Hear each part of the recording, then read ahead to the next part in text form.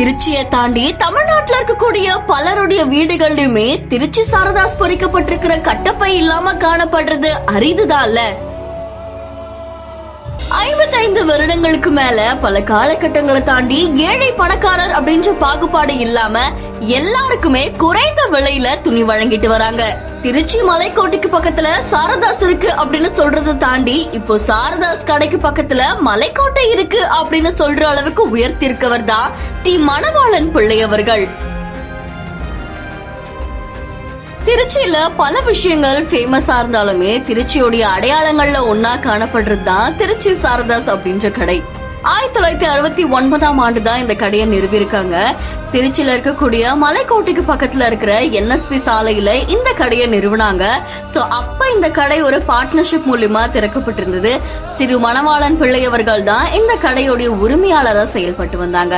பல கஷ்டங்களை தாண்டி இந்த கடை இப்போ வாடிக்கையாளர்களுடைய நெருங்கிய பந்தமா மாறி இருக்கு.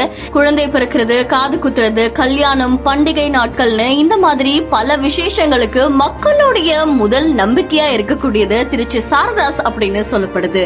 திருச்சியில ஒரு சின்ன கடையா தொடங்கப்பட்ட ஒரு ஜவுளி ஷோரூம் இப்ப சென்னையிலயும் இதுக்கு ஒரு அடையாளம் இருக்கு அப்படின்னா இதோடைய காரணம் திரு மணவாளன் பிள்ளை அவர்கள் அவ்வளவு உழைப்பு கொடுத்திருக்காங்க அப்படின்னு சொல்லப்படுது. இந்த கடையோடைய கட்டுப்பையில largest textile showroom in India அப்படின்னு சொல்லி பொறிக்கப்பட்டிருக்கும். அதுக்கப்புறமா ரகங்கள் பலவிதம், தரத்தில் முதலிடம் அப்படின்னு சொல்லி இவங்களுடைய லோகோவையும் அந்த கட்டுப்பையில பொறிச்சிருப்பாங்க.